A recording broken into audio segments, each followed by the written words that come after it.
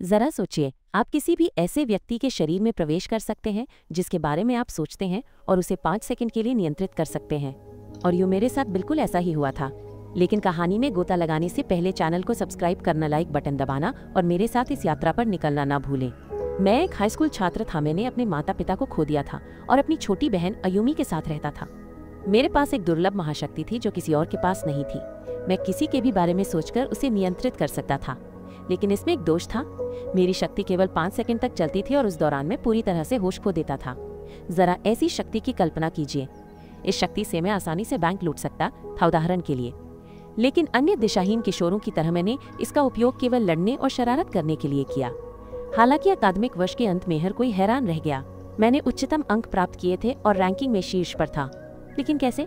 मैंने कभी पढ़ाई नहीं की थी। रहस्य बस इतना था, हर परीक्षा में मैं सबसे होशियार छात्रों पर नियंत्रण कर लेता था, उनके उत्तरों की नकल करता था और फिर उन्हें अपनी कॉपी में लिख लेता था। खैर, अब ये दिलचस्प होने वाला है। और इस चाल से मैंने सभी परीक्षाओं को पास कर लियाज़ापान के सबसे प्रतिष्ठित स्कूलों में से एक में आवेदन करने के लिए योग्य हो गया। लेकिन मुझे प्रवेश पाने से पहले प्रवेश परीक्षा पास करनी थी। जैसा कि अपेक्षित था, मैंने अपनी पुरानी चाल पर भरोसा किया, आसानी से परीक्षा पास कर ली और स्वीकार कर लिया गया। हालांकि इस बार चीजें उतनी सहज नहीं थी। छात्र परिषद ने मुझ पर संदेह करना शुरू कर दिया। उन्होंने मुझे बुलाया, मुझ पर धोखाधड़ी का आरोप लगाया। अगर मुझे अपनी क्षमताओं पर भरोसा है तो मुझे ये परीक्षा उनके सामने अभी पास करनी होगी। मैंने भागने की कोशिश की, लेकिन उन्होंने चेतावनी दी कि अगर मैं भाग गया तो मुझे तुरंत स्कूल से निकाल दिया जाएगा। मेरे पास बैठकर परीक्षा देने के अलावा कोई विकल्प नहीं था, लेकिन मुझे एक शब्द भी समझ नहीं आ रहा था।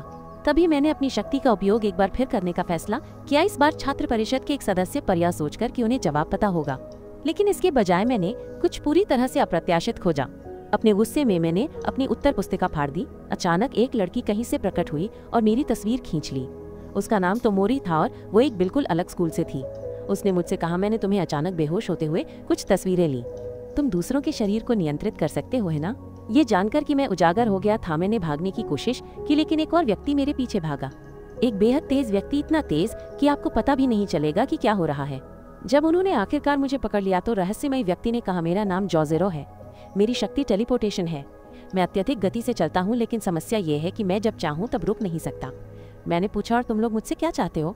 जोज़ेरो ने जवाब दिया, हम चाहते हैं कि तुम हमारे स्कूल में शामिल हो जाओ।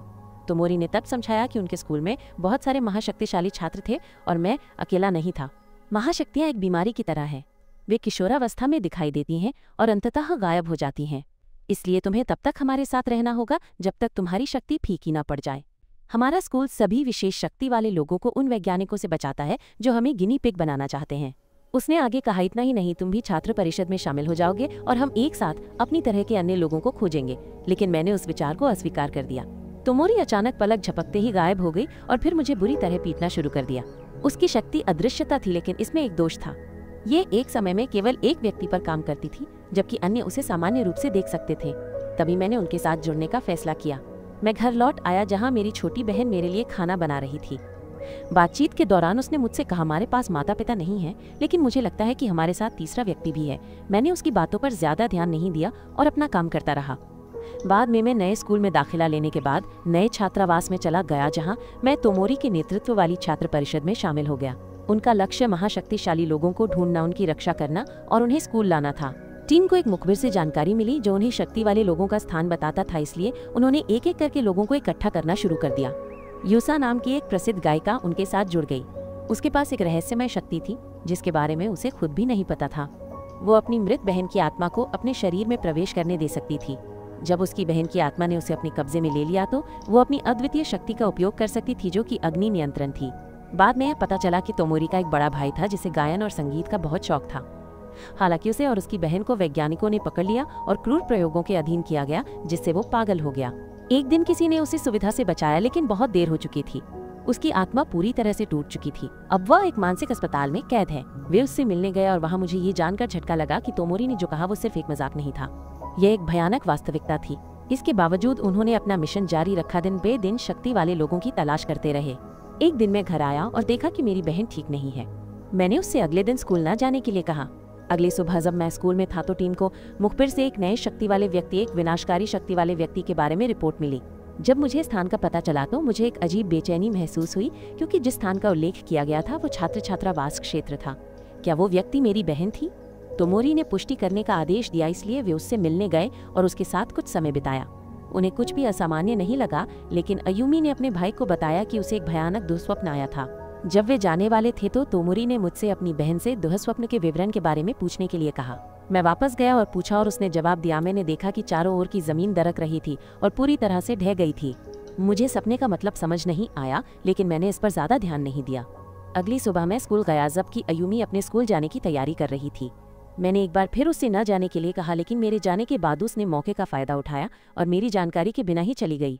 दिन के अंत में तोमोरी ने मुझसे कहा कि मुझे अपनी बहन की जांच करने के लिए जल्दी जाना चाहिए। मैं जितनी तेजी से दौड़ सकता था दौड़ा, लेकिन बहुत देर हो चुकी थी। स्कूल में एक लड़की अयुमी से ईर्ष्या करती थी, क्योंकि एक लड़का जिसे वो पसंद करती थी उसमें रुचि दिखा रहा था। प्रतिशोध से भरकर उसने कहा, अयुमी ने सब कुछ बर्बाद कर दिया। मुझे उससे प्यार है। फिर उसने एक कटर चाकू निकाला, मेरी बहन को मारने का इरादा किया। डरकर अयुमी भागी, लेकिन वो पागल लड़की पीछा करती रही जब तक कि वो एक दीवार के खिलाफ कोने में फंस गई। तभी मैं और मेरे दोस्त उसे बचाने के लिए पूरी गति से दौड़ रहे थे, लेकिन अयुमी के अंदर के अत्यधिक डर ने अनजाने में उसकी शक्ति को सक्रिय कर दिया। उसके चारों ओर सब कुछ ढहने लगा। दिवरंजमीन सब कुछ पूरी तरह से बिखर गया। मैं वहां पहुंच गया था, लेकिन बहुत देर हो चुकी थी। अयुमी मर चुकी थी। मैं पूरी तरह से टूट गया था, गहरे अवसाद में चला गया था, खुद को अलग कर लिया था और सारी उम्मीद खो दी थी। दिन ब दिन मेरे दोस्त मदद करने की कोशिश करते रहे, लेकिन व्यर्थ। मेरी हालत इतनी बिगड़ गई कि मैं बिना किसी उद्देश्य के भटकने लगा, हर किसी से झगड़ा करने लगा और लगभग नशे की लत में पड़ गया। लेकिन निर्णायक क्षण में तोमोरी ने हस्तक्षेप किया और मुझे रोकाया, कहते हुए, होश में आओ, पागलपन बंद करो। मैं तुम्हें कब से देख रही हूँ, बस बहुत हो गया। मैंने गुस्से में जवाब दिया, तुम्हें क्या फर्क पड़ता है, ये तुम्हारे बारे में नहीं है। उसने जवाब दिया, ठीक है, मैं तुम्हें अकेला छोड़ दूंगी, लेकिन एक शर्त पर। मैं तुम्हारे लिए खाना बनाऊंगी और अगर तुम एक भी निवाला खाते हो तो मैं तुम्हारी जिंदगी से पूरी तरह गायब हो जाऊंगी।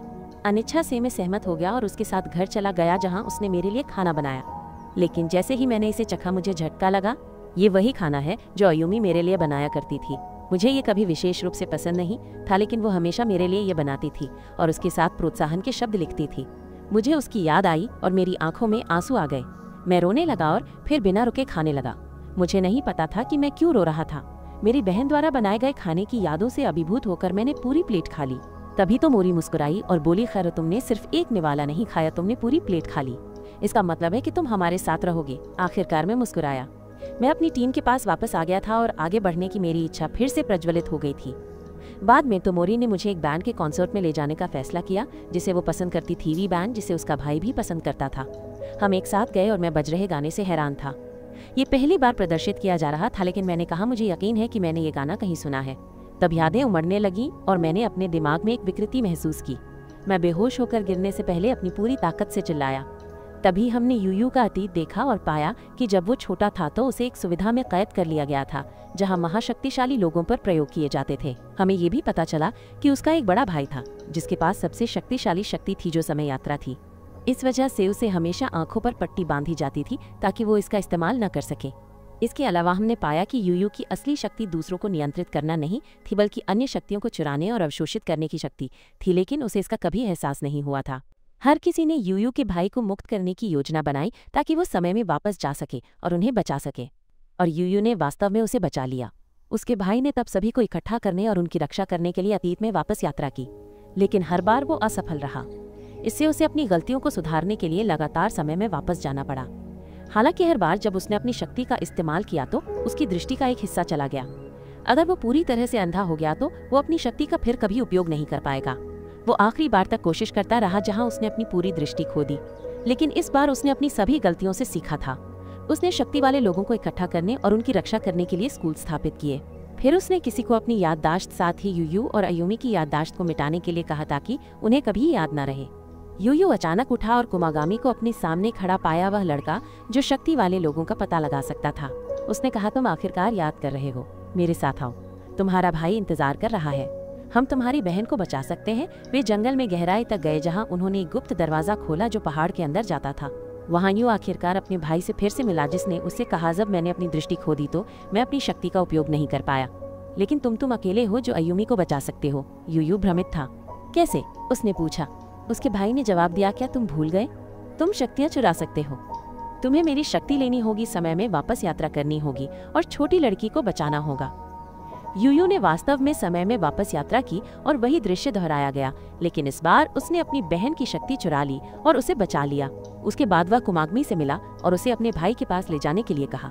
कुमाग्मी ने जवाब दिया, अच्छा, ये जानकर राहत मिली कि तुम्हें याद आ गया है। जब वे उसके भाई के पास पहुंचे तो यू ने बताया कि क्या हुआ था। उसके भाई ने तब उससे कहा, तुम अब सामान्य जीवन में वापस नहीं जा सकते, खासकर तुम यू। कई संगठन तुम्हारी क्षमताओं को हासिल करने की कोशिश करेंगे। उसने समझाया कि उन्हें इस सुविधा में तब तक रहना होगा जब तक उनकी क्षमताएं गायब नहीं हो जाती। और जोड़ा, जैसा कि तुम जानते हो, ये सुविधा अलौकिक शक्तियों के अध्ययन के लिए बनाई गई थी और ये पूरे जापान में सबसे सुरक्षित जगह है। फिर वे प्रयोगशाला में गए जहां उन्होंने महाशक्तियों के वास्तविक मूल के बारे में जाना। पता चला कि वे शॉलेट नामक एक धूमकेतु के कारण हुए थे जो हर 75 साल में पृथ्वी के करीब से गुजरता है। जैसे जैसे ये आगे बढ़ता है, अजीबोगरीब कण ग्रह की सतह पर गिरते हैं, उन लोगों को क्षमताएं प्रदान करते हैं जो उन्हें सांस लेते हैं। इस वजह से अधिक लोगों को प्रभावित होने से रोकने के लिए एक टीका विकसित करने के प्रयास शुरू हो गए थे और जापान में उत्पादन शुरू हो गया था। इस बीच एक नया क्षमता वाला व्यक्ति सामने आया। कुमाग्मी छात्र परिषद में पहुंचा, लेकिन जैसे ही वो कार में चढ़ा और वे ड्राइव करने लगे, ड्राइवर ने अचानक एक अप्रत्याशित रास्ता ले लिया। कुमाग्मी ने पूछा कि क्या हो रहा है। तभी उसे एहसास हुआ कि ड्राइवर को धमकाया गया था। उसके परिवार को बंधक बना लिया गया था, जिससे उसके पास पालन करने के अलावा कोई विकल्प नहीं बचा था। वे घटनास्थल पर पहुंचे और एक विदेशी आतंकवादी समूह का सामना किया, जिसका उद्देश्य अपनी निजी लाभ के लिए क्षमता रखने वाले लोगों का शोषण करना था। ड्राइवर ने हताशा में कहा, मैंने वो किया जो आपने मांगा था, अब मेरे परिवार को छोड़ दो। लेकिन समूह ने जवाब दिया, हमें अभी भी तुम्हारी जरूरत है, हम बाद में संपर्क करेंगे। अगर तुम अपने परिवार से फिर से मिलना चाहते हो तो बेहतर होगा कि तुम हमारी बात मानो। तभी ड्राइवर ने कुमाग्मी से माफी मांगी और चला गया। आतंकवादियों में से एक ने कुमाग्मी को पकड़ लिया और उसे यातना देना शुरू कर दिया। अन्य क्षमता वाले लोगों के बारे में जानकारी निकालने की कोशिश कर रहा था। शुरू में उसने कुछ भी बताने से इनकार कर दिया, लेकिन उन्होंने उसे एक दवा दी जिससे उसे सच्चाई बताने पर मजबूर होना पड़ा। अंततः उसने सब कुछ बता दिया। चीजें और बढ़ गईं जब आतंकवादी समूह ने आवासीय क्षेत्र पर हमला किया और तोमोरी का अपहरण कर लिया। फिर उन्होंने यू के भाई से संपर्क किया, एक कठोर अल्टीमेटम दिया, यदि तुम उन दोनों को जीवित देखना चाहते हो तो यू को हमें सौंप दो, और यदि तुम्हारी योजना विफल हो जाती है तो हम मान लेंगे कि तुमने समय यात्रा की है और हम ड्राइवर के परिवार को मार देंगे। यू के भाई ने तुरंत ड्राइवर को बुलाया और पूछा, वे तुम्हें कितने समय से धमकी दे रहे हैं? ड्राइवर ने जवाब दिया, अकादमी की स्थापना से भी पहले से। तब यू के भाई को एक बात समझ में आई, वे उस समय से आगे समय में पीछे नहीं जा सकते थे। हमलावर ये सुनिश्चित नहीं थे कि वे घटनाओं की उसी श्रृंखला को फिर से दोहरा पाएंगे या नहीं। सभी अगले कदम पर चर्चा करने के लिए इकट्ठा हुए और वे एक ही निष्कर्ष पर पहुंचे, उन्हें यू को उन्हें बचाने के लिए भेजना होगा। अगर वो असफल भी होता है तो उसे बस समय में पीछे जाना होगा और फिर से कोशिश करनी होगी। यू घटनास्थल पर पहुंचा और आतंकवादी का सामना किया, लेकिन अचानक एक लड़की तेज गति से उसकी ओर लपकी और उसकी एक आंख निकाल ली। उसने अपनी समय यात्रा क्षमता का उपयोग करने की कोशिश की, लेकिन असफल रहा। तभी उसे सच्चाई का एहसास हुआ।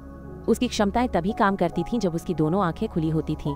केवल एक आंख सेवा इसे सक्रिय नहीं कर सकता था। कोई और विकल्प न देखकर यू ने अपनी विनाशकारी शक्ति को उजागर किया, जिससे पूरी जगह ढह गई। कुछ समय बाद उसके दोस्त घटनास्थल पर पहुंचे, लेकिन बहुत देर हो चुकी थी। उन्होंने यू को अभी भी जीवित पाया और दूसरों को खोजने लगे। उन्हें वे मिल गए, लेकिन कुमाग्मी मौत के कगार पर था। उसने तोमोरी को बचाने के लिए खुद को कुर्बान कर दिया था और दुखद रूप से उसने अपनी आखिरी सांस ली और मर गया। यू का भाई दर्द में चिल्लाया, अपने सबसे अच्छे दोस्त के खोने पर टूट गया। इसके बाद यू अस्पताल में जागा, जहां वो अपने दोस्तों के साथ फिर से मिला और कुमागमी की मौत के बारे में जाना। वो अपने भाई से मिलने गया, लेकिन उसे गहरे अवसाद में पाया, जैसा कि यू खुद पहले था। उसके भाई ने तब उससे कहा कि विदेशी समूह अपनी गतिविधियों को बढ़ाना शुरू कर चुके थे और जापान को इसकी वजह से बहुत कुछ सहना पड़ेगा। यू अपने कमरे में वापस आया और तोमोरी को उसका इंतजार करते हुए पाया। उसने उससे कहा, मुझे नहीं पता कि अब क्या करना है। काश कोई ऐसा तरीका होता जिससे मैं अपनी शक्ति से इस समस्या को ठीक कर पाता। उसने जवाब दिया, वास्तव में एक समाधान है, लेकिन ये बेहद खतरनाक है। तुम्हें दुनिया भर की सभी क्षमताओं को चुराना होगा। प्रयोगशाला में हम जो टीका विकसित कर रहे हैं उसका उपयोग करके हम हमेशा के लिए क्षमताओं के प्रसार को रोकने में सक्षम होंगे। इस तरह महाशक्तियां दुनिया से पूरी तरह गायब हो जाएंगी। यू इस योजना की प्रतिभा से हैरान था। उसने सहमति व्यक्त की, लेकिन सबसे पहले उसने उससे अपने प्यार का इजहार किया। उसने सीधे जवाब नहीं दिया। इसके बजाय उसने कहा, मैं तुम्हारा इंतजार करूंगी। जब तुम दुनिया को बचाकर वापस आओगे तो मैं तुम्हारी हो जाऊंगी। उन्होंने एक दूसरे से वादा किया और फिर उसने उससे कहा, चूंकि तुम हर किसी की क्षमताओं को चुराओगे तो मुझसे शुरू करो। उसने उसकी क्षमता चुरा ली, जिससे वो फिर से एक सामान्य व्यक्ति बन गई। उसके बाद उसने स्कूल में अपने दोस्तों की शक्तियां भी चुरा ली। फिर यू ने अपनी यात्रा की तैयारी की और तोमोरी से आखिरी बार मिला। उसने उसे कुछ नोट्स दिए जो उसने अपने हाथों से तैयार किए थे ताकि उसे उसके मिशन में मदद मिल सके, और इस तरह ही उन्हें दुनिया को महाशक्तियों के धारकों से शुद्ध करने के लिए अपनी यात्रा शुरू की। हालांकि उसे एक बड़ी समस्या का सामना करना पड़ा। उसे एक ऐसी क्षमता की आवश्यकता थी जिससे वो शक्ति धारकों का पता लगा सके। अंत में उसे एक ऐसा व्यक्ति मिला जिसके पास एक अनूठी क्षमता थी जो उन्हें केवल मानचित्र देखकर क्षमता वाले व्यक्ति का पता लगाने में मदद करती थी। इसके साथ उसकी समस्या हल हो गई। यू ने एक एक करके क्षमताओं को चुराना जारी रखा, लेकिन उसे गंभीर दुष्प्रभाव होने लगे क्योंकि उसने इतनी अधिक शक्तियां अवशोषित कर ली थीं। इतनी सारी क्षमताओं के भीतर होने के कारण यू ने खुद पर नियंत्रण खोना शुरू कर दिया और लगभग नागरिकों को नुकसान पहुंचाया। दिन ब दिन उसकी यादें और अधिक उलझने लगी, लेकिन एक ऐसी चीज थी जिसे वो हमेशा पकड़े रहा, एक ऐसी चीज जिसे उसने छोड़ने से इनकार कर दिया, हालांकि वो पूरी तरह से भूल चुका था कि वो क्या थी। वे नोट्स थे जो तोमोरी ने उसे दिए थे। अब केवल एक ही व्यक्ति बचा था। एक बार जब यू उनकी क्षमता चुरा लेता तो वो दुनिया की सभी शक्तियों को इकट्ठा कर चुका होता, लेकिन इस बिंदु तक उसका शरीर बेहद कमजोर हो गया था। तभी किसी ने उसे पीछे से हमला किया जिससे उसे चोट लगी। जैसे ही हमलावर करीब आया, एक लड़की यू की रक्षा के लिए आगे आई, उसे छोड़ने से इनकार कर रही है। पता चला कि ये लड़की दुनिया की आखिरी क्षमता वाली थी। उसकी क्षमता क्या थी? साहस। यू ने उसकी शक्ति चुरा ली, लेकिन वो उसके सामने अटल खड़ी रही। उसने उसे जाने के लिए कहा, या कहते हुए कि जाओ, मैं खुद निपट लूंगा। यू ने हिलने की कोशिश की, लेकिन जिस आदमी ने उस पर हमला किया था वो लड़ने के लिए दृढ़ था। उसने एक और वार किया यू की पीठ पर मारते हुए। यू जमीन पर गिर गया, नोट्स तक पहुंचने की कोशिश कर रहा था, लेकिन वो पूरी तरह से बेहोश हो गया। तभी आकाश में एक हवाई जहाज दिखाई दिया। उसमें उसका भाई था जो उसे घर ले आया था। यू अस्पताल में जागा और तोमोरी को अपने बगल में बैठा पाया। उसके जागने का इंतजार कर रही थी, लेकिन उसने उसे पहचाना नहीं। भ्रमित होकर उसने पूछा, तुम कौन हो? उसने जवाब दिया, मैं तुम्हारी प्रेमिका हूँ। फिर उसने जोड़ा, मैंने ही वे नोट्स तुम्हारे लिए लिखे थे। यू ने अपने हाथ में रखे नोट्स को देखा और कहा, ये नोट्स ही एकमात्र ऐसी चीज थी जिसने मुझे चलते रहने में मदद की, एकमात्र ऐसी चीज जिसे मैं छोड़ नहीं सकता था। तभी तो मोरी के चेहरे पर आंसू बहने लगे, लेकिन वे दुख के आंसू नहीं थे, वे खुशी के आंसू थे। और अब हमें कमेंट्स में बताएं कि आज की कहानी में आपका पसंदीदा दृश्य कौन सा था। अधिक रोमांचक और मनोरंजक सारांश के लिए बने रहें। अगली बार मिलते हैं।